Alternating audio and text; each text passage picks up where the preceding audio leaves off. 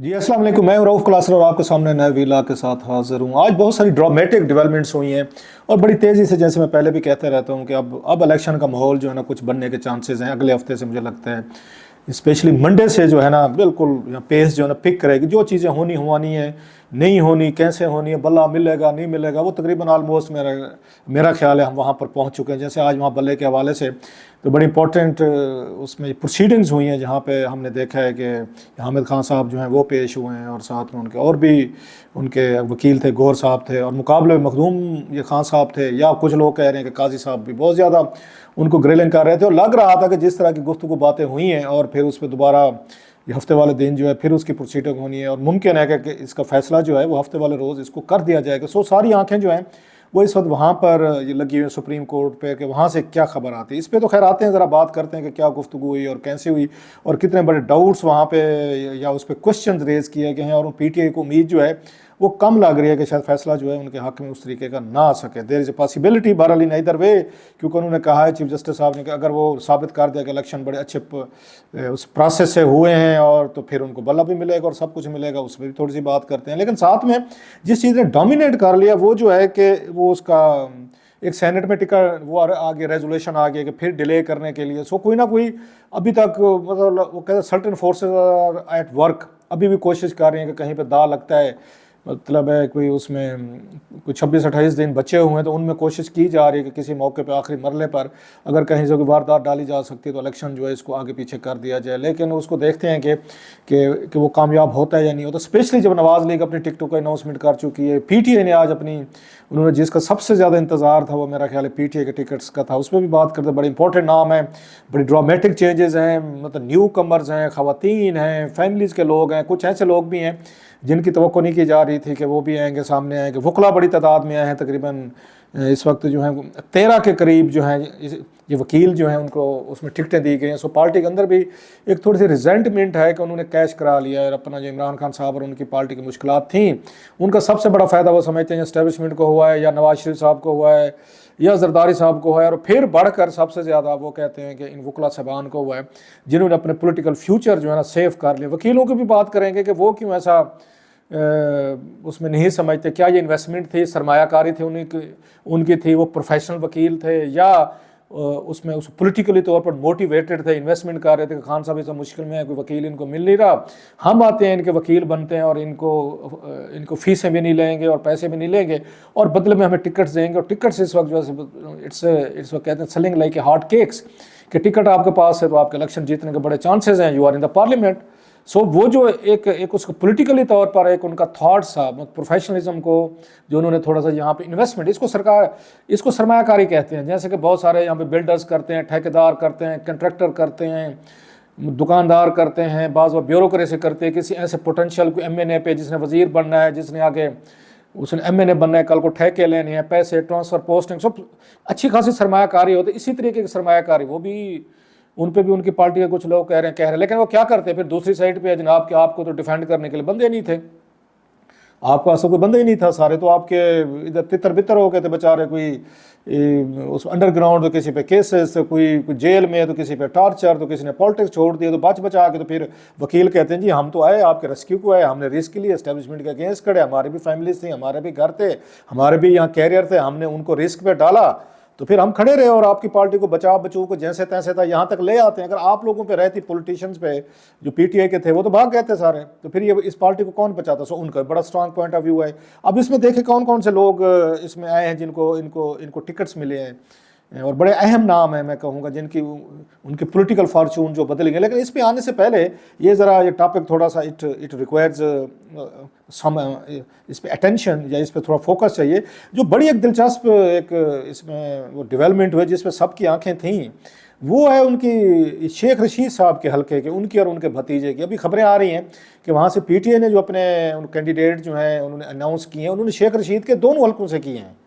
सो ये बहुत बड़ा एक बम शेल है उनके लिए, शेख रशीद साहब के लिए, कि वो फिर अपने आप को तो मुश्किल में पड़ जाएंगे अगर खान साहब की उनको सपोर्ट नहीं। अब सवाल ये कि खान साहब उनसे किस बात पे उनसे नाराज़ हुए हैं। अभी तक तो कोई हमें को ऐसा इंप्रेशन नहीं आ रहा था कि खान साहब या उनकी पार्टी की तरफ से कोई शेख रशीद साहब के खिलाफ की ऐसी बात नहीं हो रही, या शेख साहब बड़े फ़ख्र अंदाज में वो जो अपना चिल्ला काट रहे थे और इंटरव्यू दे रहे थे और बाकी सारी चीज़ें कर रहे थे। हालांकि उन्होंने बड़ा मुनीफ फ़ारूक साहब के साथ बड़ा केयरफुली उन्होंने बात की थी, कोई खान साहब पे ज़्यादा अटैक हमले उन्होंने नहीं किए थे। 9 मई पे फोकस रखा था और ये कहा था कि बच्चे थे, गलती हो गई, इनको माफ़ कर दें। तो उनके जहन में था कि ये 9 मई वाले जो लोग गिरफ्तार हैं, केसेस परचे, अगर इनको मैं थोड़ा सा कोई इनको रिलीफ ले दूँ इस्टेब्लिशमेंट से, तो पीटीए के अंदर मेरी भी थोड़ी सी जगह बन जाएगी और मैं जो है यहाँ पे इलेक्शन जो है ना इनकी हिमायत से मैं जीत सकूँगा। लेकिन ये लगता है कि इमरान खान साहब हैं कम अज़ कम शेख रशीद से ये तवक्को नहीं उस पर कर रहे थे। अब सवाल सबसे बड़ा ये है कि क्या शेख रशीद साहब जो हैं वो इलेक्शन वो उसमें ये जीतने की उसमें पोजीशन में हैं, क्या वो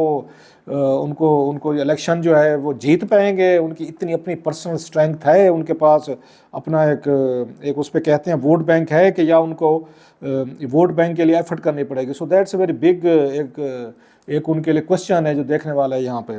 सो इसके बाद हमें अब ये नहीं समझ आ रही कि शेख साहब की क्या स्ट्रेटजी होगी। कुछ लोग कह रहे हैं कि शायद वो विड्रॉ कर रहे हैं, इलेक्शन रेस है, विच आई डाउट।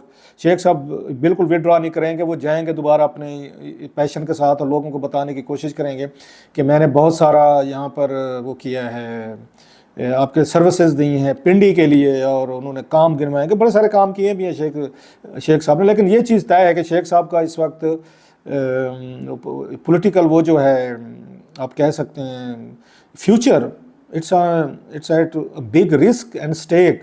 शेख साहब सीट अगर निकाल जाते हैं इस हजूम में, इस तूफ़ान में जिसमें पीटीआई पॉपुलर नज़र आ रही है, तो ये बहुत बड़ा मुआवजा होगा, देखने वाली बात होगी। सो उनका भी अलहदा से हम उसमें देख रहे हैं। दूसरी तरफ ये है कि उस पर ये कमिंग टू द पॉइंट जो बात आ रही थी, वो तो कल अब ये फैसले होंगे, जैसे मैंने कहा कि वहाँ पे सुप्रीम कोर्ट जो है वहाँ से क्या निकलता है, बल्ला आता है या नहीं आता। मीनवेल हमने उसको नवाज़ लीग के देख रहे हैं, उनकी टिकटों के भी मसले हुए हैं, और सबसे बड़ा जो दानियाल अजीज़ साहब और एहसन इकबाल साहब वाला था, दानियाल अजीज़ साहब जो हैं और उनकी मिसेज जो है वो इंडिपेंडेंट लड़ने जा रही हैं। तलाल चौधरी साहब का आ रहा था सामने, अब पता चला है कि उनके वाले साहब और उनको अकोमोडेट किया गया है, और प्लस उसको तलाल को जो है सेनेट की उनको टिकट जो है ना वो ऑफ़र की जा रही है। सो वहाँ पे उन्होंने कोशिश की है, लेकिन साथ में जो बड़ा मसला बना हुआ है वो उसका नवाज़ लीग का उनके साथ बना हुआ है, उस तरीके पर ये इस्तेकाम है पाकिस्तान के साथ कि उस जहांगीर तरीन साहब को कहाँ अकोमोडेट करें। फिर इसाक हकवानी साहब का सुन रहे थे, आमिर कियानी साहब का सुनने में आ रहा था, अलीम खान साहब हैं उनका जिक्र नहीं आ रहा सीटों का कि उनको करना नहीं करना। अब आउन चौधरी साहब थे, ये वो लोग थे, आपको याद होगा नवाज शरीफ साहब जो हैं वो तो उन्हीं के हेलीकॉप्टर पर आए थे, इनके ये जहांगीर तरीन साहब के हेलीकॉप्टर पे गए थे, इस्लामाबाद से लाहौर गए थे, जब वापस आए थे उससे लंदन से, आउन चौधरी साहब उनको रिसीव करने वालों में शामिल थे। आज पता चला ना आउन चौधरी साहब की टिकट का कोई पता है उनके अलायंस का, ना जहांगीर तरीन साहब का, और खकवानी साहब तो वैसे कहीं पे हमें नज़र ना आ रहे हैं। सो टिकटों के हवाले से बड़ा एक बिग एक उसमें ट्रबल जो है हमें नज़र आती रही है। ऐसे ही हमें यहाँ शिकायत जो है इनकी नज़र आ रही है, पीटीआई मैंने उसमें नज़र आ रही है कि पीटीआई से मैं देख रहा था कि 13 बड़े नाम जो हैं वकीलों को, जैसे मैंने कहा कि उनको टिकट दिए गए हैं। उसमें शोएब शाहीन साहब हैं, अली गौर साहब हैं, सलमान अकरम राजा साहब हैं, शेर अफजल मरवा साहब हैं, ये लतीफ़ खोसा हैं, उमैर नियाजी साहब हैं। अब ये सारे जो हैं उनके वकील हैं, ये इमरान खान साहब के ज़ाती वकील हैं जो उनके ज़ाती केसेस जो है ना उनको देखते रहे। सो एज ए रिवार्ड के तौर पर उन्होंने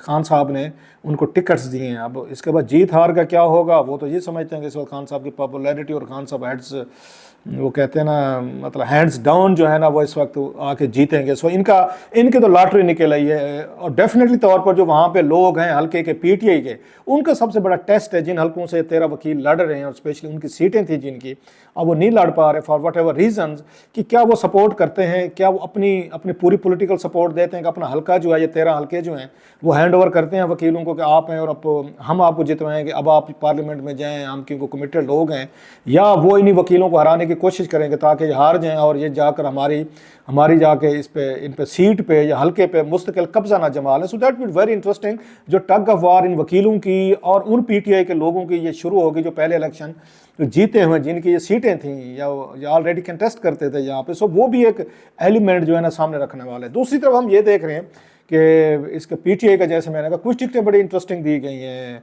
अब जैसे आमिर डोगर साहब हैं, उनको भी आपको पता है कि उस वक्त किया गया था जब उनको भी पिक किया गया था उनको टिकट दी गई है। ऐसे हम देखते हैं एजाज़ अमीर साहब की बड़ी इंटरेस्टिंग उनकी टिकट है, वो एक उनका प्रो इमरान खान साहब स्टांस एक रहा है। ज़ाती तौर पर मैं एजाज़ अमीर साहब को मैं पसंद करता हूँ, वो पार्लियामेंट में बड़ी अच्छी तकरीरें करते थे और बड़ा अच्छा बहादुर पढ़ा लिखा सुलझे हुए मतलब एक पार्लियामेंटेरियन से, और बड़े अहम मौक़ों पर बड़े खूबसूरत तकरीरें की हुई हैं उन्होंने दी हुई हैं।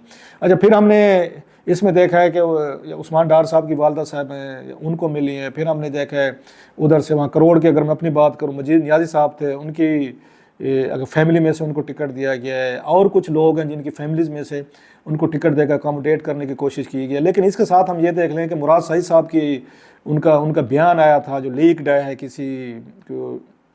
किसी जगह से उन्होंने भेजा है मीडिया को या अपनी पार्टी को, तो इसमें उन्होंने बड़ा प्रोटेस्ट किया है कि जो उसमें टिकटें थी उनके रिश्तेदारों को दी गई, जिस पर उन्होंने बड़ा अपना शदीद एहतजाज किया है कि ये चीज़ आपको नहीं करनी चाहिए थी, मुझे कोई ऐसी टिकटें वगैरह नहीं चाहिए थी। हम तो इस चीज़ के हम ये खिलाफ़ आए थे कि डायनेस्टिक पॉलिटिक्स नहीं होना चाहिए कि बाप बेटा बेटी आगे चीज़ें जो है ना उनको मिलती रहनी चाहिए, हम तो इसके खिलाफ़ थे। उन्होंने कहा मैंने अपने वाले साहब फैमिली को भी नहीं आने दिया। सो वो बड़े उस पर अपसेट हैं, नाराज़ हैं कि मेरी क्यों आपने फैमिली में इनको दिए। उनके बकौल ये इमरान खान साहब का विजन है कि जनाब डायनेस्टिक पॉलिटिक्स नहीं होनी चाहिए। माज़रत के साथ मुराद सईद साहब के साथ मैं दर्जनों नाम गिना सकता हूँ जो तहरीक इंसाफ में जिनको उनके बच्चों को टिकटें दी गई हैं। मुराद सईद का अपना विजन होगा which must be appreciated, fair enough, लेकिन खान साहब का विजन नहीं है। बहुत सारी चीज़ें उन्हें भी पता होगा कि इसके बाप बेटी बच्चे आगे उनको टिकटें बांटेंगे, सब वर्कर को भी नहीं दी गई। सो वो नहीं है, उनकी अपनी सोच है विच मस्ट बी अप्रिशिएटेड। बहरहाल एक दंगल जो है, जैसे मैंने कहा टिकटों का पहले नवाज़ लीग में हमें नज़र आया, जब अगर वो टिकटों के फैसले कर रहे थे वहाँ पे लोग नाराज़ हुए, एडजस्टमेंट हो रही थी। वहाँ मरियम नवाज़ साहबा वर्सेस शहबाज शरीफ साहब, वो लड़ाई जो है वो चल रही थी। बहुत सारे ग्रुप्स जो हैं वो नाराज़ हो। सबसे बड़ा जो उसमें नवाज़ लीग का था वो आपको पता नासिर भट्ट और हनीफ अब्बासी साहब का था। Nasir Bhatt sahab, with all due respect to Nasir Bhatt sahab, I know he is very close to Nawaz Sharif sahab, London में इनसे भी मुलाकातें मेरी रही हैं, बड़ा अच्छा उनसे दुआ सलाम थी, फेयर इनफ। लेकिन वो मेरा ख्याल अपने आप को थोड़ा ओवर एस्टिमेट कर गए हैं कि नवाज शरीफ साहब हर वक्त साथ होते हैं, उनके लिए बड़े काम किए उन्होंने वीडियो निकाली थी, उसकी अरशद मलिक स्टिंग ऑपरेशन किया था। लेकिन हैविंग सेड ऑल दिस, वो सीट नहीं निकाल सकते थे यहाँ से, इस पिंडी से, वो हनीफ अब्बासी साहब ने निकालनी थी। वो पहले इलेक्शन जीतते हुए हैं, उन्हें यहाँ की साइंस का वो जो कहते हैं ना मतलब मैकेनिक और मिस्त्री वाला जो काम होता है, उन्हें सारा मैकेनिक मिस्त्री वाला पता है। पिंडी में उनका हल्का है, वोट बैंक है, वो हल्के में रहे हैं, इन टच हैं, बहुत सारे उनकी पॉकेट्स हैं हनीफ अब्बासी साहब की। सो इट वाज ऑब्वियस, कोई भी होता मतलब इवन शहबाज शरीफ साहब भी लड़ना चाहते और उनके सामने बोर्ड के सामने होता, तो अक्ल का तकाजा ये था कि पिंडी की सीट पे हनीफ अब्बासी साहब को टिकट दी जाती, ना कि शहबाज शरीफ साहब को दी जाती। क्यों कि वो इलेक्शन लड़े हैं, उनके अपने बहुत सारे अपने ज़ाती वोट भी हैं, पार्टी का है, सबसे ज़्यादा वो हल्के में रहते हैं यहाँ पे। नासिर भट्ट साहब तो यहाँ पे नहीं रहते, लिहाजा वो हमारे दोस्त वो तारिक उससे अजीज़ से जो हमारे इसके नई बात के हमारे बड़े शानदार स्पेशल रिपोर्टर हैं, सियासी रिपोर्टर हैं, वन ऑफ द बेस्ट, उनकी शर्त लगा ली नासिर भट्ट साहब ने कि 1 लाख ये पाउंड दूंगा अगर मुझे टिकट ना मिली, अगर हनीफ अब्बासी साहब को मिल ली। अब जब से उनको टिकट मिली है अब वो गायब हैं। उनका सुना है कि नासिर भट्ट साहब ने अपना वो किया हुआ है, अपना फ़ोन भी बंद किया हुआ है, वो मिल भी नहीं रहे। चलें 1 लाख पाउंड ना दें, कम से कम तारिक अजीज़ साहब को कहीं खाना खाना तो उनको खिलाना चाहिए था। सो वो बड़ा ऑब्वियस था कि वो टिकट उनको मिलनी थी। बहरहाल हमने ये देखा है कि इनके लिए प्रॉब्लम ज़रूर हुए हैं, इसके नवाज़ लीग के लिए स्पेशली तरीके इस्तेहकाम पार्टी के साथ एडजस्टमेंट करने के लिए क्यू लीग से उनकी एडजस्टमेंट नहीं हो सकी। ऐसे अब हम देखें कि यहाँ पे पीटीए के अंदर भी आज क्योंकि सीटों का इनका टिकटों का अनाउंसमेंट हुआ है, लिहाजा अगले 1-2 दिनों में हम देखेंगे ये चीज़ें मज़ीद इनके अंदर भी इश्यूज़ जो है ना वो सामने आना शुरू हो जाएंगे। लेट्स सी उनको वो कैसे रिजॉल्व करते हैं।